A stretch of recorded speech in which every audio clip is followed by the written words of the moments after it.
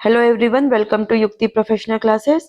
इस वीडियो में हम इंडियन कॉन्ट्रैक्ट राइट के आगे के एमसीक्यूज देख रहे हैं। ये हमारा लास्ट वीडियो है और अगर आपने मेरे चैनल को सब्सक्राइब नहीं किया है तो मेरे चैनल को सब्सक्राइब शेयर लाइक जरूर करिए। चलिए स्टार्ट करते हैं। What is the primary purpose of contract of indemnity? Indemnity का प्राइमरी पर्पस क्या होता है? तो ये इसका जो प्राइमरी पर्पस होता है, to save a party from a loss. Loss से यहाँ पे मतलब एक गारंटी दी जाती है कि वो किसी को कवर मतलब लॉस होने वाला है तो वो अगर लॉस होगा तो वो उसकी भरपाई वो पर्सन जो प्रॉमिस कर रहा है वो फुलफिल करेगा।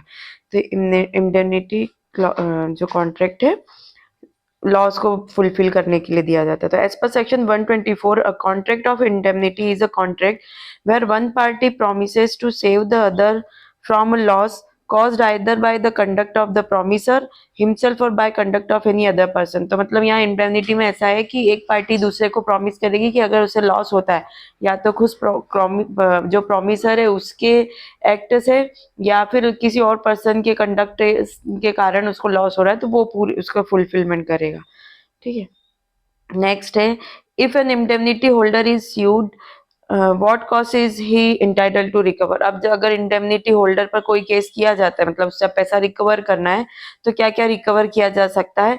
तो यहाँ पर डैमेजेस भी रिकवर किए जा सकते हैं, लिटिगेशन कॉस्ट भी किया जा सकता है और the amount paid under a compromise, जो कॉम्प्रोमाइज हुआ है उनके भी समझौता है उसके अंतर्गत जो पैसा देना तो सभी ये तीनों अमाउंट लिया जा सकता है। सेक्शन 125 इसके बारे में बोलता है कि as per the indemnity section 125 an indemnity holder is entitled to recover all damages payable under the contract, all cost incurred in legal proceeding, है ना। तो जो भी कॉन्ट्रैक्ट के तहत उनने डैमेजेस हुए हैं वो पे करना होगा, फिर जो भी लीगल प्रोसीडिंग के तहत कॉस्ट हुए वो पे करेंगे और any amount paid under a compromise provided it is reasonable. Reasonable अगर जो कॉम्प्रोमाइज हुआ है वो डिसाइड हुआ है कि ये पे करना है तो वो अमाउंट यहाँ पे रिकवर की जा सकती है। नेक्स्ट है how many parties are involve in the contract of guarantee. तो गारंटी के कॉन्ट्रैक्ट में तीन पार्टीज होती है जिसमें से क्रेडिटर्स होता है, श्योरिटी होता है और प्रिंसिपल डेटर होता है। ठीक है, तो प्रिंसिपल डेटर जो होगा वो जिसने मतलब जिसकी देनदारी की गारंटी दी जाती है, मतलब जिसने पैसा लिया है और उसके गारंटी दी गई है कि ये पैसा चुका देगा। ठीक है, श्योरिटी वो है जिसने गारंटी दी है प्रिंसिपल डेटर को, मतलब प्रिंसिपल डेटर की गारंटी दी है कि अगर वो चुकाता नहीं है तो वो चुकाएगा पैसा, और क्रेडिटर वो जिससे पैसा लिया गया और जिसको गारंटी दी गई है। ठीक है, तो ये तीन पार्टीज होते हैं इसमें, प्रिंसिपल डेटर, श्योरिटी और क्रेडिटर, सेक्शन 126 के according. Next, if a person guarantees the payment of another debt what he what is he called. तो वो किसी और के डेप्थ का अगर वो भुगतान कर रहा है तो वो श्योरिटी कहलाता है। ठीक है, प्रतिभू, जमानत करता है या प्रतिभू हिंदी में बोला जाता है। As per section 126 in a contract of guarantee the person who gives the guarantee for another's depth और लायबिलिटी इज कॉल्ड श्योरिटी। तो श्योरिटी कहलाता है। फिर can a guarantee be given orally, क्या ये ओरली दी जा सकती है? तो हाँ, ये ओरल भी हो सकती है या फिर रिटर्न में भी हो सकती है। तो सेक्शन 126 में दिया है कि स्पष्ट रूप से कहती है कि contract of guarantee can B इधर ओरल और रिटर्न। नेक्स्ट है if a contract of guarantee the liability of the surety is, अगर ऐसा कोई गारंटी का कॉन्ट्रैक्ट किया जाता है तो श्योरिटी की लाइबिलिटी कैसी होगी? तो श्योरिटी की liability the same as the liability of the principal, same वैसी ही होगी जैसे प्रिंसिपल डेटर की गारंटी लाइबिलिटी होगी, unless otherwise provided in the contract. Contract में जब तक कुछ और नहीं डिसाइड उन्होंने आपस में डिसाइड किया है तब तक वैसी ही लाइबिलिटी होगी जैसे प्रिंसिपल डेटर की होती है, क्योंकि वो प्रिंसिपल डेटर के बिहाफ पे वो गारंटी देता है कि वो पेमेंट कर देगा, है ना। तो सेम वैसी हो जाएगी। जो सेक्शन 128 इसके बारे में बोलता है what is a contingent continuing guarantee. Continuing guarantee क्या होता है? मतलब जो ऐसी गारंटी है ये जो that extend to a series of transaction, जिसमें सीरीज ऑफ ट्रांजेक्शन होते हैं। ठीक है, लेन देन जो रहता है कई लेन देन तक जारी रहता है। ये सेक्शन 129 में मेंशन किया गया है। एक कंटिन्यूइंग गारंटी वह गारंटी होती है जो कई लेन देन पर लागू होती है। उदाहरण के लिए यदि एक गारंटर किसी व्यक्ति के द्वारा समय समय पर खरीदे जाने वाले सामान के भुगतान की गारंटी देता है तो ये एक सतत गारंटी होगी। नेक्स्ट है what can be a sufficient consideration for a guarantee, guarantee के लिए सफिशिएंट कंसिडरेशन क्या होगा, तो जो एनी एक्ट और promise made for the benefit of the principal debtor, तो प्रिंसिपल डेटर मतलब प्रधान जो देनदार है जिसको देना है उसके लिए किया गया कोई भी कार्य या वादा यहाँ पे कंसिडरेशन होगा। सेक्शन 127 में बोला गया है कि जो कंसिडरेशन कुछ ऐसा हो सकता है जो प्रधान मतलब गारंटी में जो होगा जिसमें जो प्रिंसिपल डेटर के लिए किया गया है। उदाहरण के लिए यदि कोई विक्रेता प्रिंसिपल डेटर को उधार पर सामान देता है, मतलब सेलर ने क्या हुआ, कोई दुकानदार ने उसको उधार पे दिया है और उसके भुगतान की गारंटी देने के लिए कोई अन्य व्यक्ति आगे आता है तो ये पर्याप्त प्रतिफल माना जाएगा। नेक्स्ट है if a surety promises to give a guarantee without any consideration will the contract be valid, तो क्या ये वैलिड होगा, नहीं, not it will be not it will be a void contract क्योंकि कंसिडरेशन होना जरूरी है।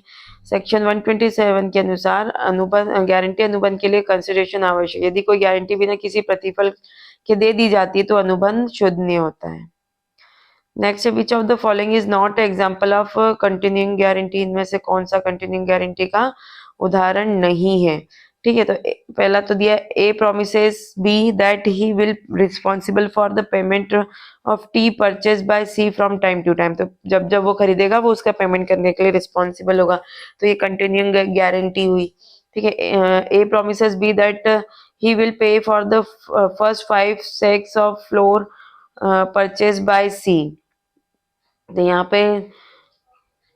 यहाँ पे क्या बोला है कि जो सी ने उससे जो आटा खरीदा है उसके लिए वो पहली बार जो खरीदा है वो उसके लिए पेमेंट करेगा, तो यहाँ कोई कंटिन्यू सीरीज ऑफ कंटिन्यूटी नहीं है ना, तो यहाँ पे सीरीज ऑफ ट्रांजेक्शन नहीं दिख रहा है, सिर्फ पर्टिकुलर एक जिसमें वो 5 बोरी उसने आटे की खरीदी है, तो ये कंटिन्यूइंग गारंटी नहीं होगा।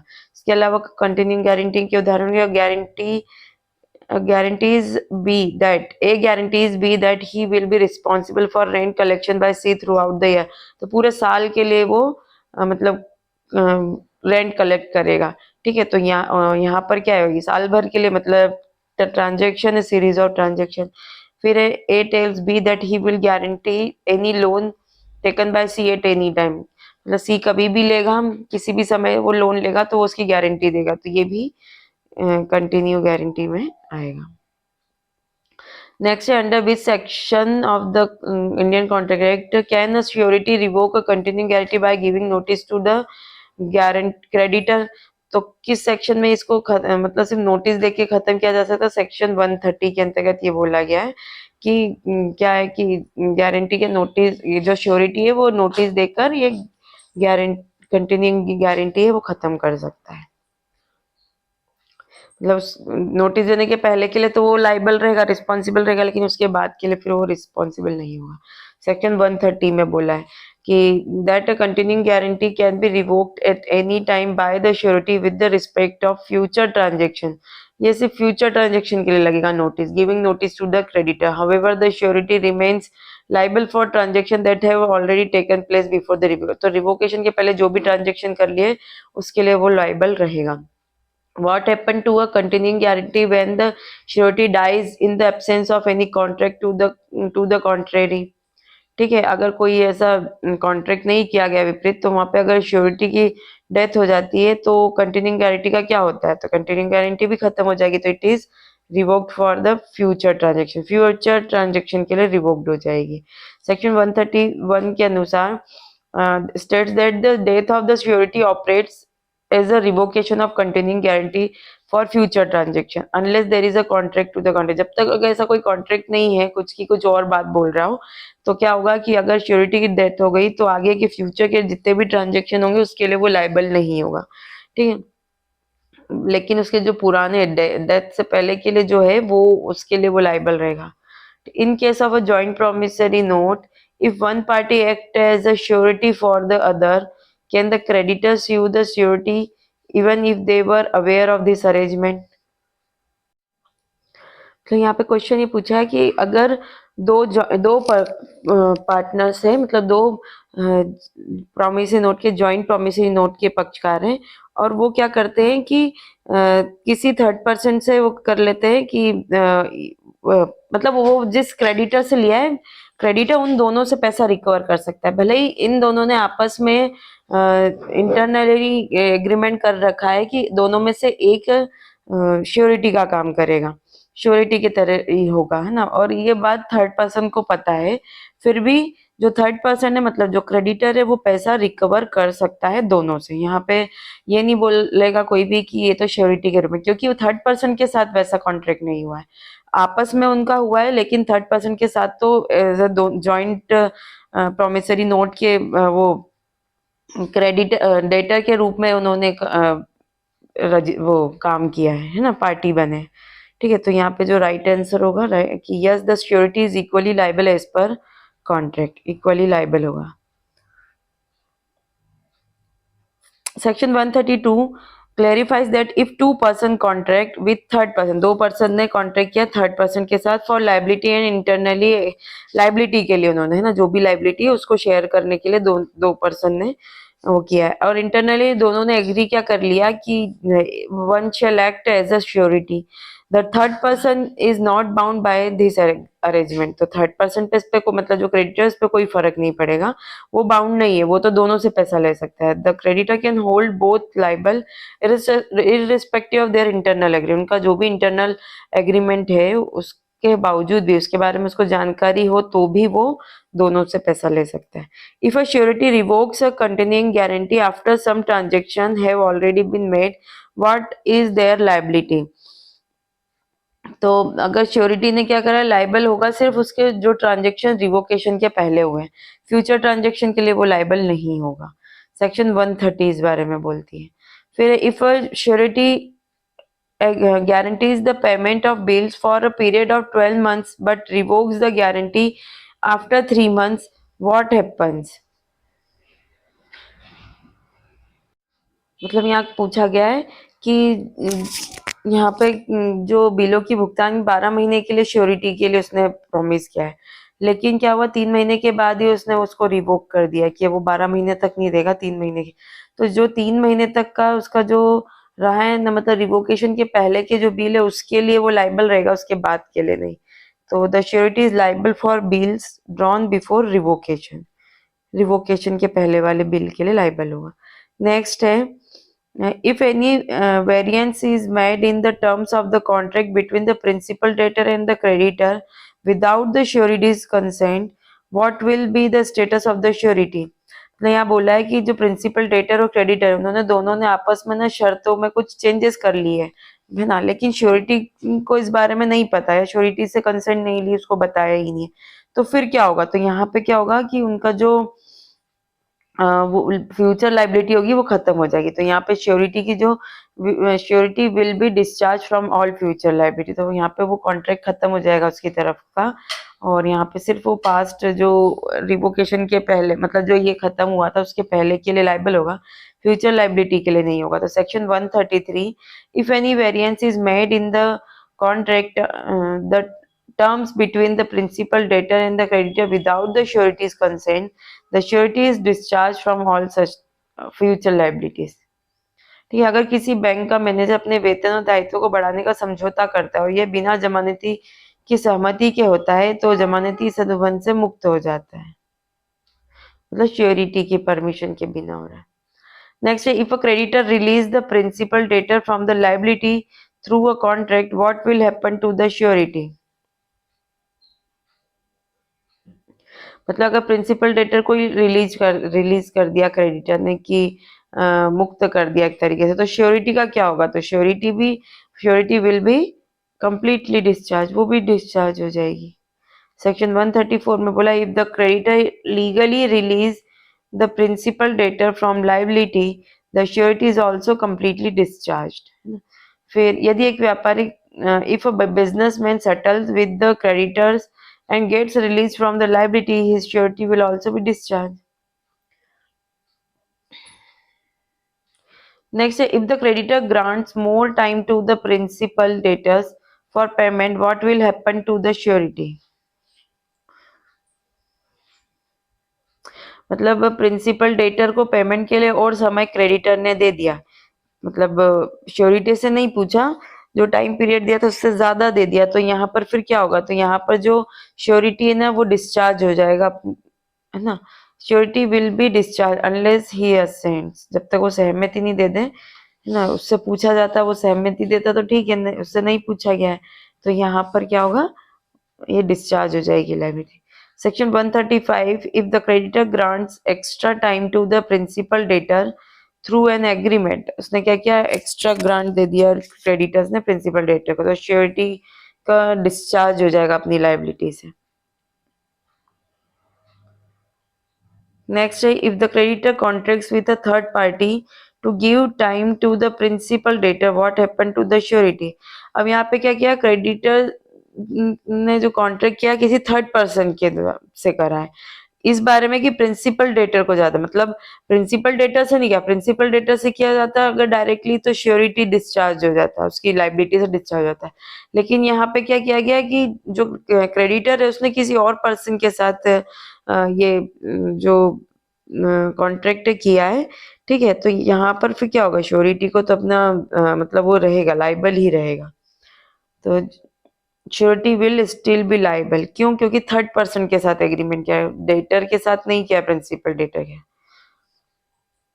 सेक्शन 136 के अनुसार यदि if the creditors grants time to the principal debtor through an agreement with a third party, the surety remains liable, surety liable रहेगा। If C agrees with M to grant time to B without B's consent, B की consent नहीं है, the surety remain liable, तो liability बनी रहेगी। Next, if the creditor delays suing the principal debtor, what will be the status of the surety। ठीक है, तो बोला गया कि क्रेडिटर क्या कर रहा है, प्रिंसिपल डेटर के विरुद्ध सूट फाइल करने में देर लगा रहा है, तो क्या ये ग्राउंड हो सकता है कि उसकी श्योरिटी डिस्चार्ज हो जाए, तो यहाँ पे कि श्योरिटी डिस्चार्ज तो नहीं होगा, वो लाइबल स्टिल भी लाइबल मतलब बना ही रहेगा जब तक वाला एग्रीमेंट मतलब है, जब तक कि, तो यहाँ पे सूट फाइल देर से फाइल करने पर भी कोई वो नहीं है कि श्योरिटी को तो लाइबल रहना होगा, ठीक है। Section 137 means forbearance by the creditor to sue the principal debtor does not discharge the surety from liability।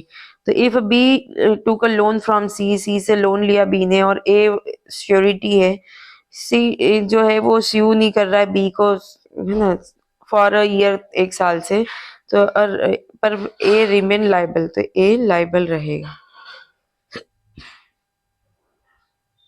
Next है, if a creditor release one co surety that happen to the other sureties, मतलब creditor ने एक surety, मतलब दो surety थे उसमें से एक को तो रिलीज कर दिया कि ठीक है ना, लेकिन तो दूसरा अदर श्योरिटीज का क्या होगा, तो अदर श्योरिटीज क्या है, वो लाइबल रहेगा।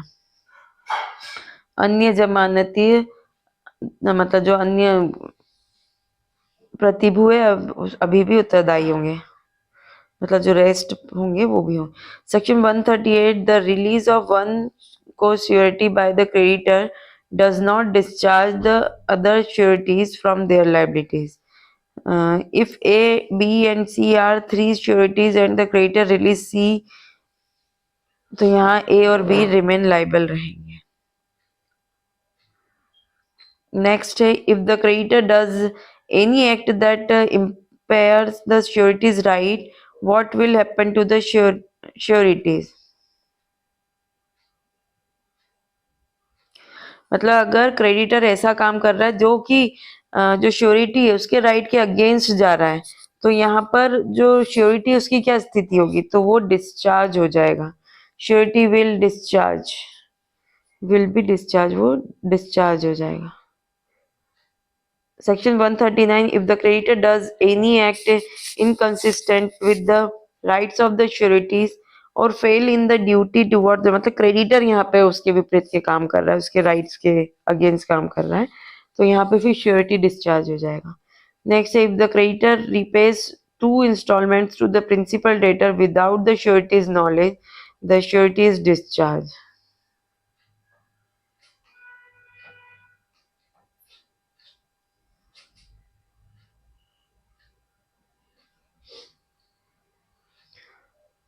नेक्स्ट है, if the creditor prevents the surety from taking action against the principal debtor what happen.